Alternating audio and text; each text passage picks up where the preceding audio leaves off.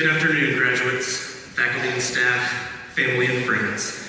My name is Kenneth St. John, and I'm currently experiencing a case of the nervous jitters. Especially since I found out last night that I would be giving this speech. So if you have high expectations, now is a good time to lower them. Being named the Salutatorian and given this speech is an achievement that I never envisioned when I sent my application to the Birmingham School of Law 3 years ago. Quite frankly, my thoughts at the time were something along the lines of, I hope I pass and I hope I graduate. With that said, standing at this podium is a sudden epiphany of overwhelming honor that I never predicted would happen to me.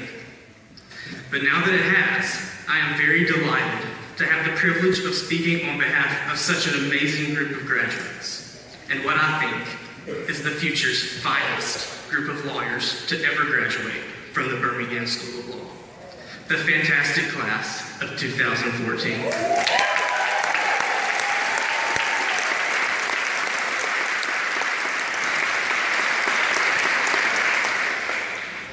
Dr. Seuss once said, "Sometimes you will never know the value of something until it becomes a memory." The memories from law school have priceless value. The journey was filled with emotions, some good, some bad, and some sad. Over the past few years, we have fought the very long law school battle, and today we celebrate the victory. In the beginning, we had no idea what to expect, except from what we heard from others or seen in the movies. But some professors, like Professor Rotundo, posted a first-class assignment, which surprisingly including a movie clip of the paper chase, where the unprepared student gets drilled at the first class, causing him to run to the bathroom and have an unpleasant encounter with his face in the toilet. At this point, we were traumatized. Unless your name is Dixon, that is. He was never scared. We'll never forget that story. Also think back to that day of orientation. I remember everyone having that deer in headlights look. We were all scared, especially when upperclassmen, some who are now well-respected professors, they all told us that our lives were about to change dramatically, warning us of the sacrifices we would have to make to be successful in law school. We were even warned about certain professors, those who would put us on the spot, and those who would even kick us out of class if we were not prepared, and that we will have to prepare written case briefs for every class or suffer the consequences. At that point, the movie clip Professor Rotundo had us watch came to reality, and I'm sure we all secretly asked, what are we getting ourselves into? Leaving orientation, we were dazed and confused. And at that time, we did not realize the cherished memories and lifelong friendships that were about to be made. On the first day of law school, we entered the Frank Nelson building and stepped onto the elevators. Getting on those elevators felt like we were about to ride the Tower of Terror at Disney World. Only this time secretly hoping that the ride would get stuck so we wouldn't have to get off the elevator and go to class.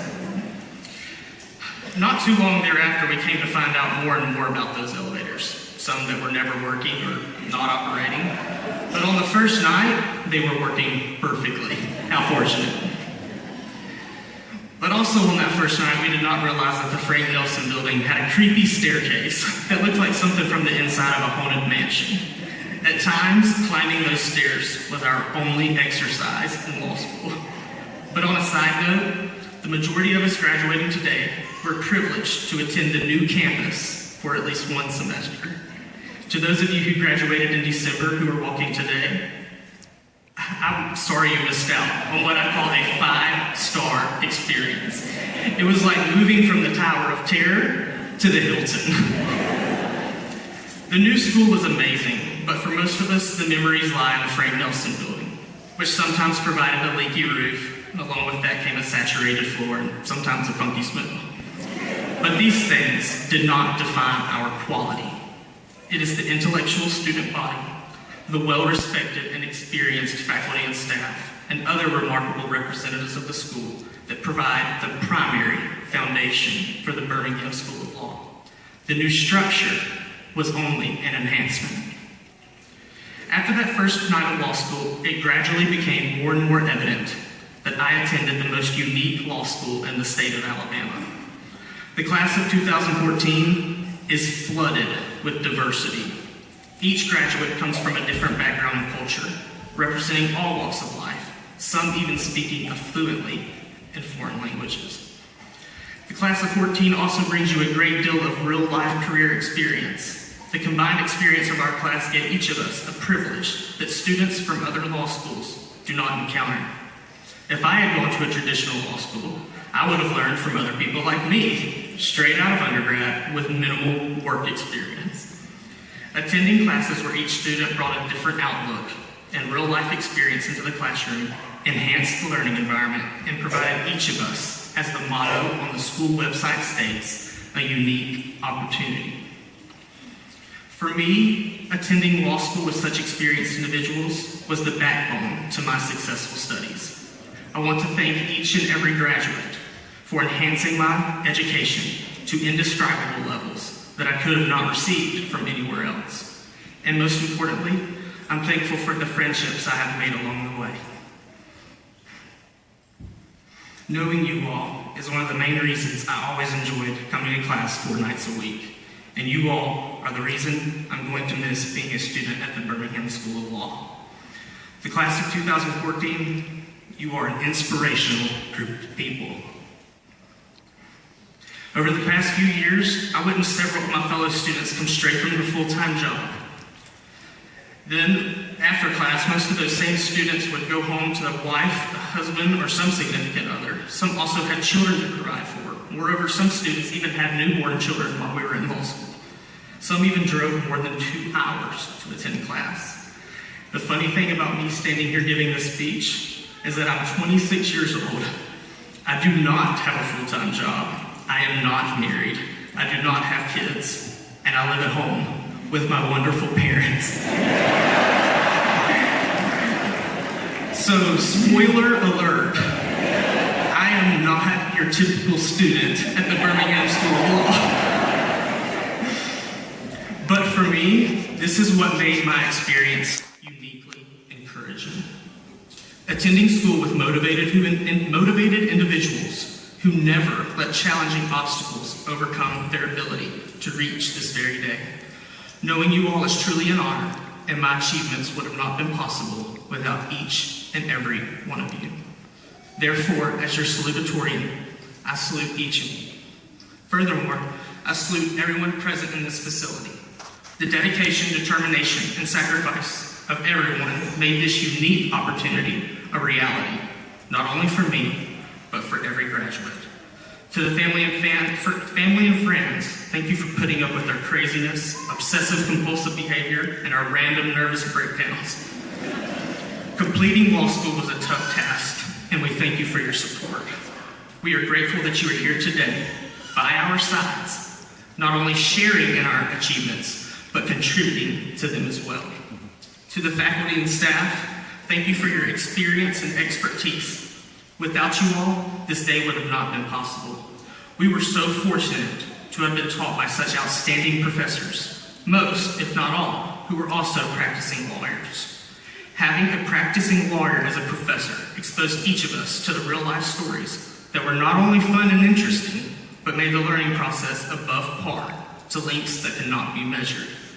We will always remember the exquisite evidence lectures of Professor McCarthy, an evidence guru.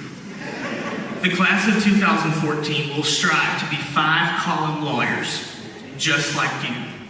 But deep down, we secretly hope to never be on the opposite side of the case with you. Oh, and we can't forget Professor Thomas and his green Omni with the mag wheels. Some of us even ask to this day if he really did drive one. And we would never forget that appellate brief. It was a law school milestone, and Dr. Dane and Paul Porter will forever be in our thoughts when we visit the doctor and see that hypodermic needle container. And each professor taught us lessons that we will carry into our careers, especially that of Professor Thiebert's rule number 1. You all know what it is. I also want to thank the fantastic administrative staff at Birmingham School of Law. We are very grateful for your time and effort in making the school a continued success. Most importantly, I want to thank God. I feel so blessed, and I praise Him for giving me the strength and courage to not only stand up here today and give this speech, but to complete this very long journey. In all, and in closing, I think the most important thing to realize today is that we beat the daily struggle and won the law school battle. To those of you who passed the bar in February, congrats.